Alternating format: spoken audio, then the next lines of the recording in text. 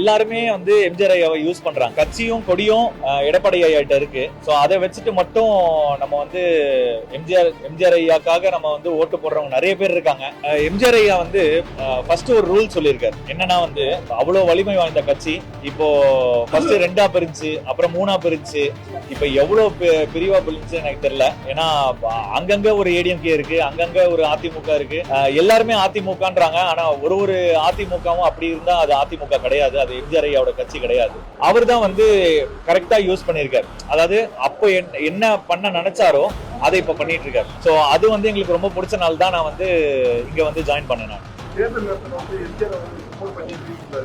ஆமா இல்ல அதுதான் எல்லாருமே வந்து எம்ஜிஆர் ஐயாவை யூஸ் பண்றாங்க. ஆனா இவர் தான் வந்து அவரோட கோட்பாடுகள் எல்லாத்துலயுமே வந்து அவர் தான் வந்து கரெக்டா யூஸ் பண்ணிருக்காரு. அதாவது அவரு செஞ்ச முறை, அவரோட கான்ஸ்டிடியூஷன்ஸ், அவரோட அப்போ என்ன பண்ண நினைச்சாரோ அதை இப்ப பண்ணிட்டு இருக்காரு. ஆமா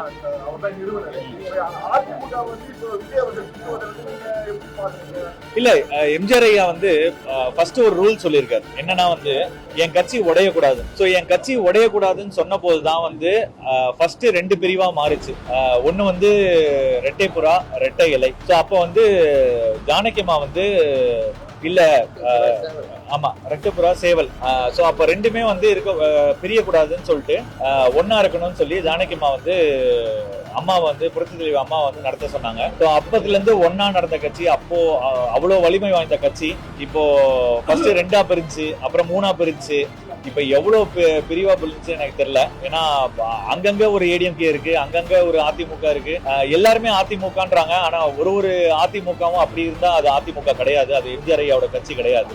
ஏன்னா கட்சியும் கொடியும் எடப்பாடி ஐயாட்ட இருக்கு. சோ அதை வச்சுட்டு மட்டும் நம்ம வந்து எம்ஜிஆர் ஐயாக்காக நம்ம வந்து ஓட்டு போடுறவங்க நிறைய பேர் இருக்காங்க. ஆனா சிஎம் சார் வந்து இப்போ வந்து விஜய் சார் வந்து அவரோட வழிபாடுக்கு முறையாவே வந்து அவர் வந்து காப்பாத்திட்டு இருக்காரு. சோ அது வந்து எங்களுக்கு ரொம்ப பிடிச்ச நாள் தான் நான் வந்து இங்க வந்து ஜாயின் பண்ணேன்.